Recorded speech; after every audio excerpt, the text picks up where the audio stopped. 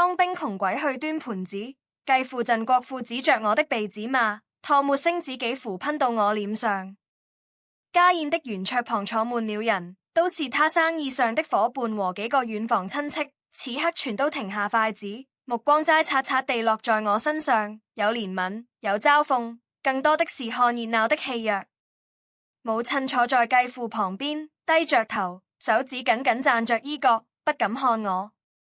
繼父的聲音又拔高了幾分，帶着不容置疑的命令：靜默，聽見沒有？別處在那危丟人現眼。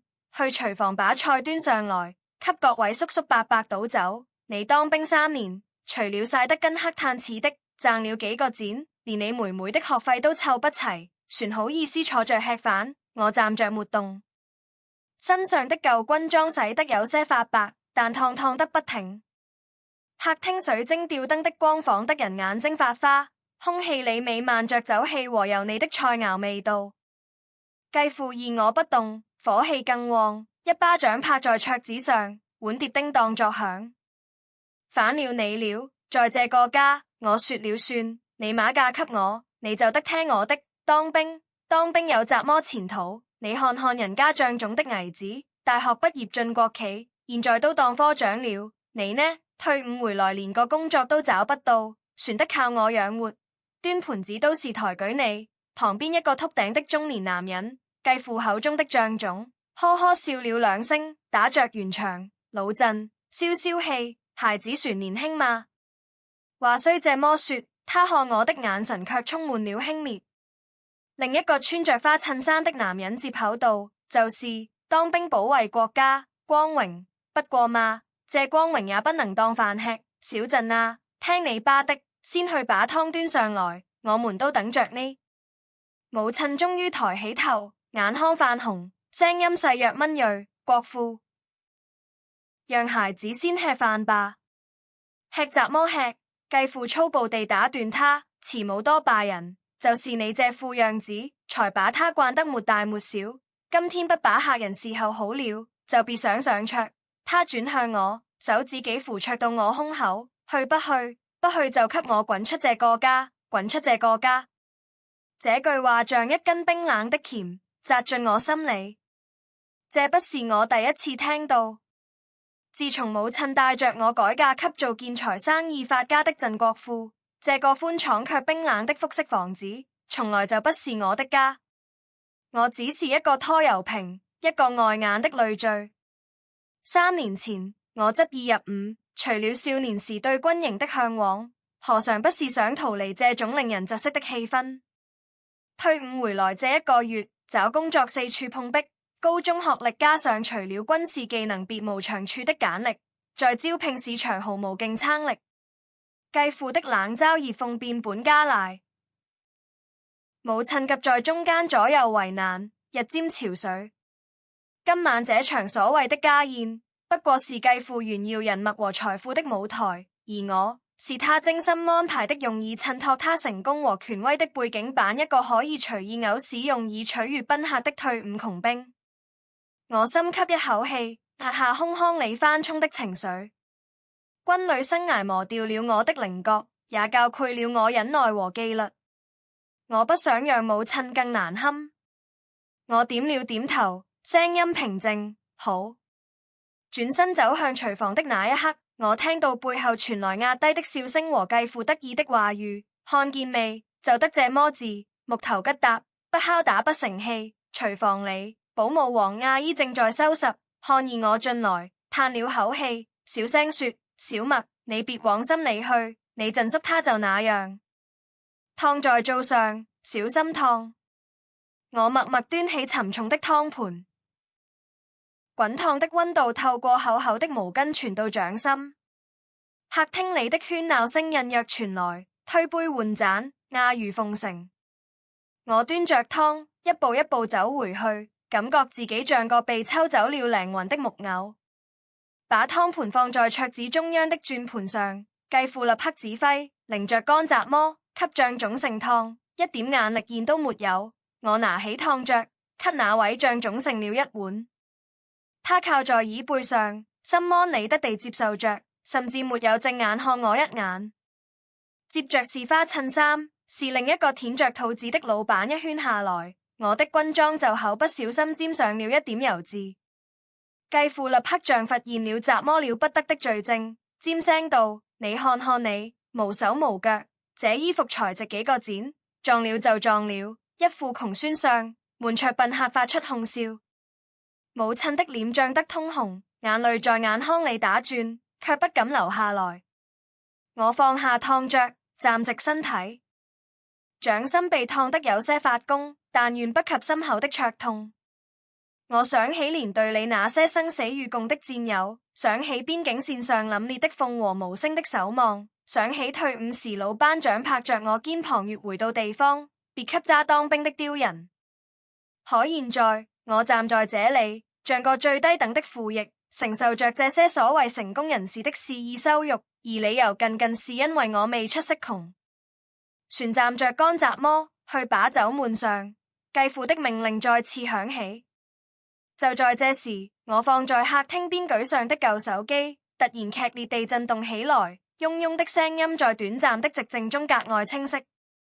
那是一款老式的智能手機，屏幕甚至有些裂紋。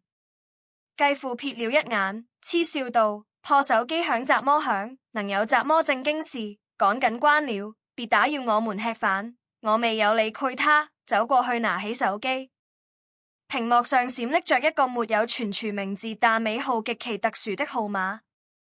這個號碼我只在退伍前從軍歐一位老首長那裡見過一次，他當時鄭重地對我說：小鎮，這個號碼你記着，抹一有雜麼關於你父親遺物或者當年事情的消息，可能會用到，平時不要打。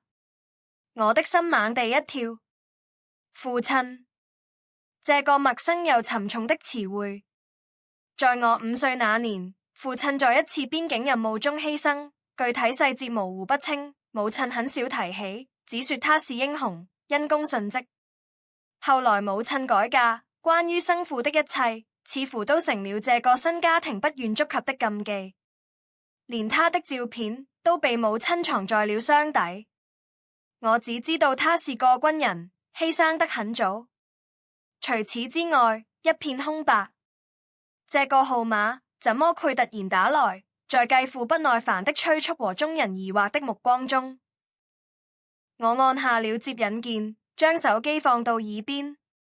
喂，電話那頭傳嚟一個沉穩略帶沙啞，卻充滿不容置疑威嚴的聲音，透過電波清晰地傳入我的耳朵，也隱隱傳到了離得近的幾個人耳中。是小陳嗎？振麥同志，是我。請問你是？我是軍歐政委趙振國。對方的聲音讀了讀，似乎帶着難以抑制的激動。小鎮，告訴你一個消息，你一定要穩住。經過多年核查，中央軍委總政治部聯合調查組已經徹底查清了你父親鄭志剛同志當年那次絕密任務的詳細經過和全部公職檔案全部解密了。我的呼吸驟然屏住。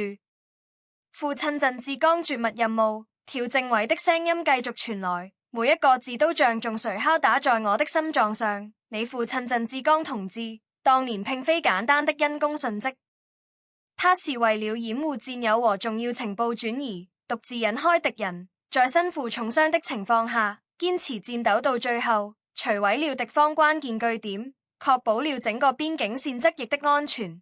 他的事跡一直被列為最高機密，直到最近關聯案件全部審列，才得以完整還原。根據他的卓越貢獻和英勇犧牲，軍委決定追授鄭志剛同志一等功，並且中央首長親自批示，要隆重補授勳章，告慰英烈，激勵後人。一等功，我的腦子嗡的一聲，仿佛有驚雷炸開。在部隊裡待過的人都知道，一等功意味着雜麼。那是軍人至高無上的榮譽，是用生命和鮮血鑄就的豐碑。很多軍人終其一生，甚至犧牲，都難以獲得這樣的褒獎。我的父親他，趙政委的聲音旋在繼續，語氣更加鄭重。補授儀式定於明天上午10點，在軍歐大禮堂舉行。中央軍委總政的首長會親自出席。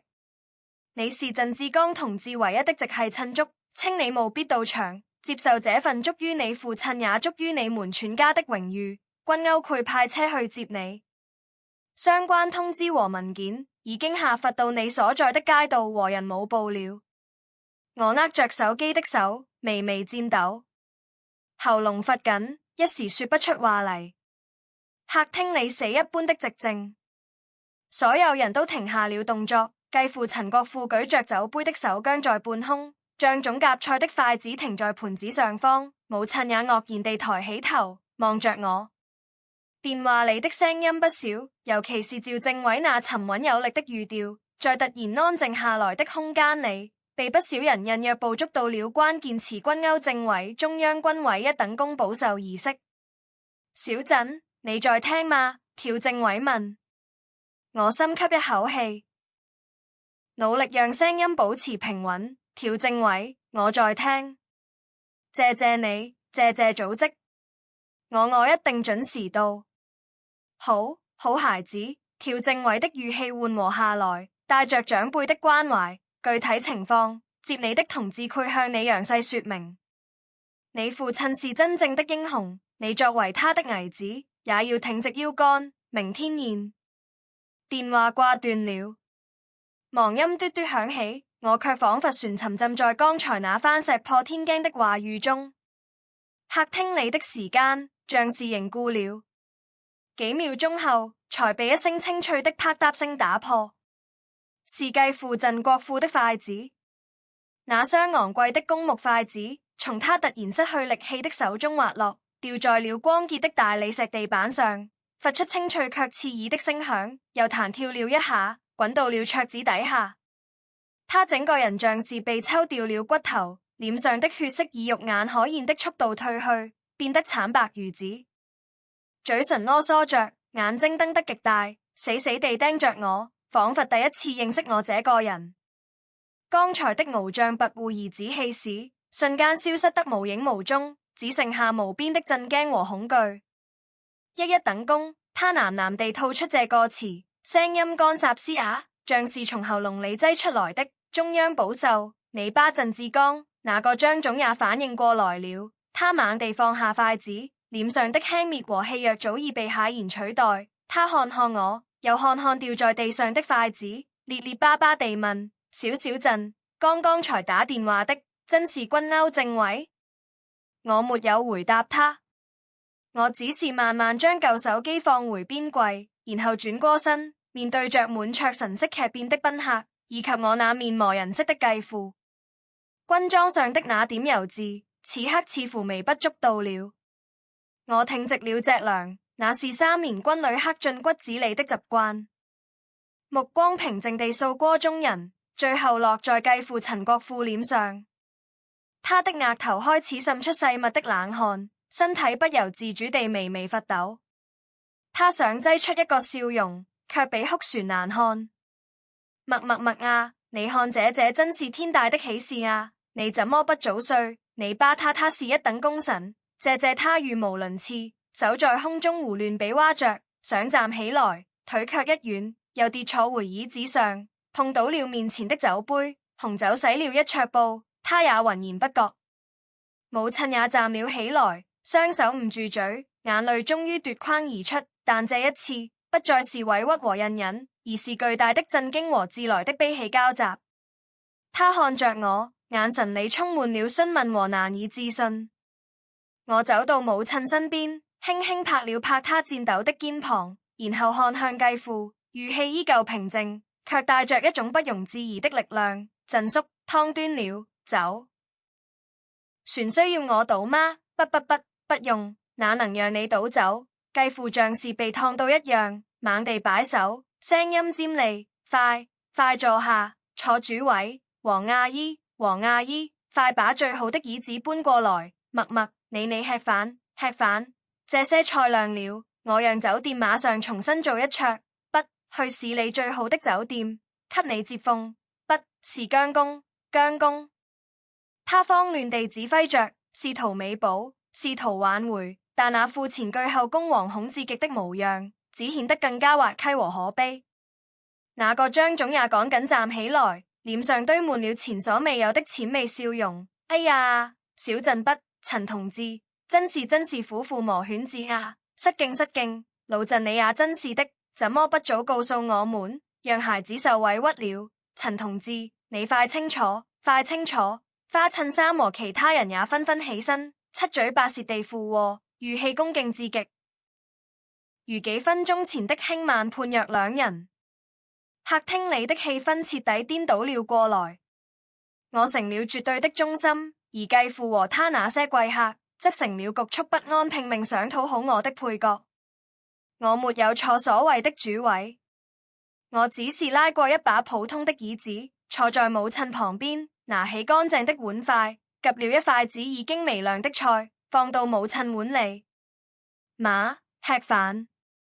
母親看着我，眼淚流得更兇，但臉上卻露出了這些年來第一個真正如釋重負的笑容。她用力點頭，吃飯。繼父陳國富船僵在那裡，坐也不是，站也不是。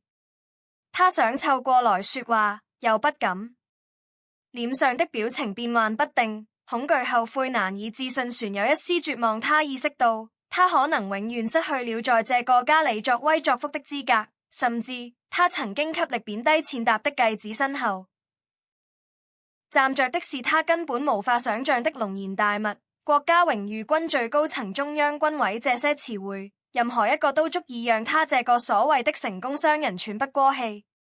他之前炫耀的人脈財富，在一等功和中央保壽面前，顯得如此渺小和可笑。我之前那些話，都是氣話。你別往心裡去。他試圖辯解，聲音發顫。我放下筷子，看向他。客廳裡再次安靜下來。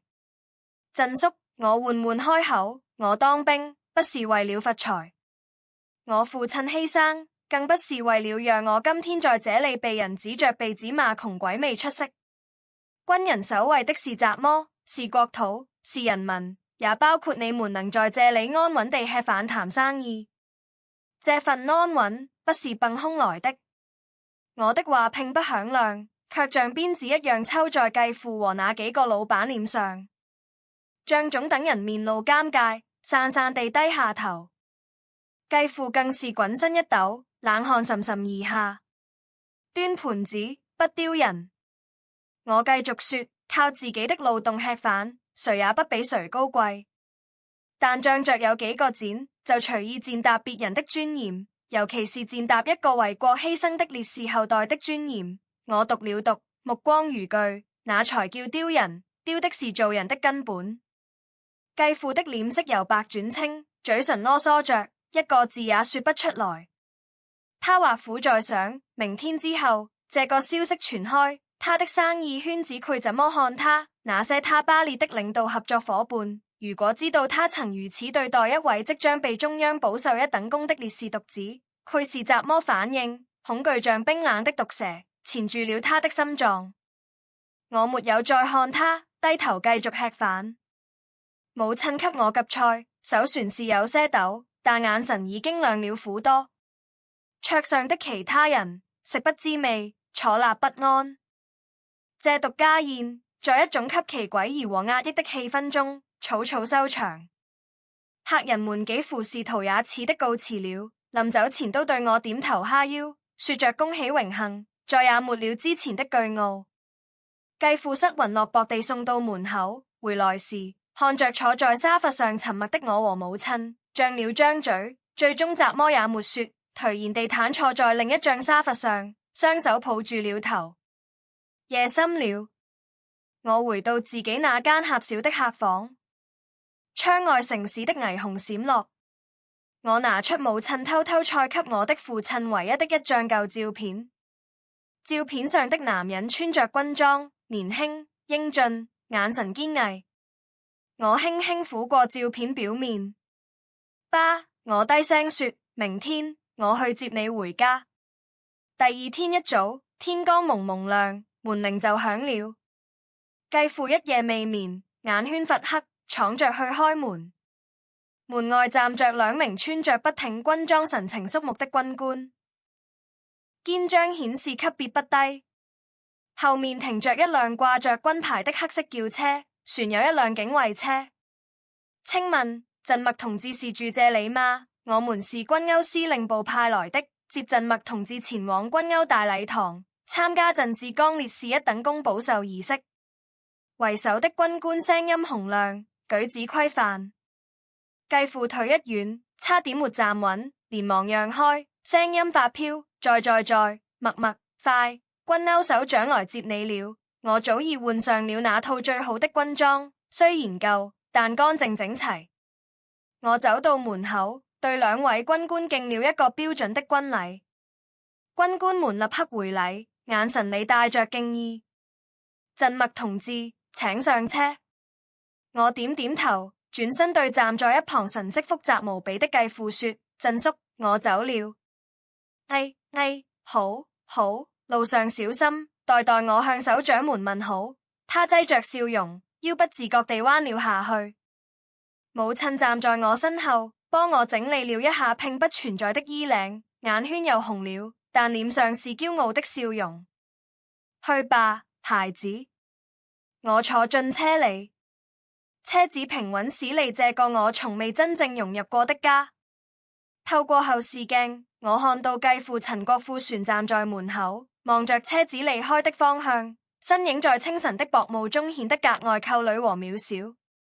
他手裡似乎旋磨意識地攢着雜麼東西，仔細看，是昨晚掉在地上的那雙公木筷子。軍歐大禮堂莊嚴肅穆，紅旗招展，軍樂雄壯。當我作為烈士家族從中央軍委首長手中接過那枚金光閃閃、沉重無比的一等功勳章時，全場起立，掌聲雷動，無數道目光聚焦在我身上，有崇敬，有慰問，有對英雄後代的祈禱。趙振國政委就站在首長身邊，對我微微點頭。我捧着勳章，對着父親的遺像，再次敬禮。那一刻，所有的屈辱、壓抑、不甘，都化為了胸腔中澎湃的熱流。父親，你看到了嗎？你的血沒有白流，你的功績，祖國和人民從未忘記。儀式結束後，趙政委單獨留下了我，在一個安靜的休息室裡，他告訴我更多關於父親那場絕密任務的細節，那些驚心動魄、捨生忘死的片段，聽得我熱血沸騰，又潸然淚下。最後，趙政委拍了拍我的肩膀，小振，你父親是我們永遠的驕傲。你以後有怎麼打算？組織上佢酌情考慮對你的照顧。我搖了搖頭，政委，謝組織。但我父親是父親，我是我。他的功勳是他的，我的路，我想自己走。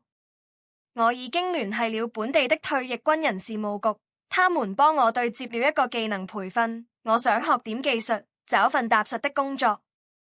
趙政委看着我，眼中露出讚撫，好，有志氣，不愧是鎮志剛的兒子。不過，如果有任何困難，隨時可以找我，找組織。別忘了，你永遠是軍人的後代，這裡永遠是你的家。是，我挺胸立正。離開軍歐時，已是傍晚，我沒有讓軍車送我回家，而是在市歐下了車。我想一個人走走。花燈初上，街道上車水馬龍，人們行色匆匆。我摸着口袋裡那枚冰冷的勳章，心裡卻無比滾燙。手機響了，是繼父振國富打來的。我猶豫了一下，算是接了。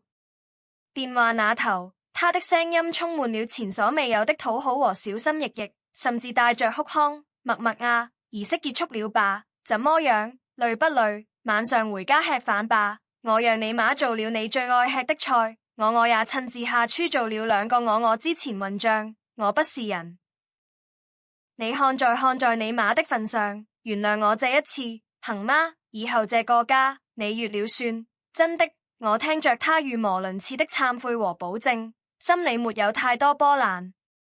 有些傷害造成了就是造成了，有些姿態卑微了也就卑微了。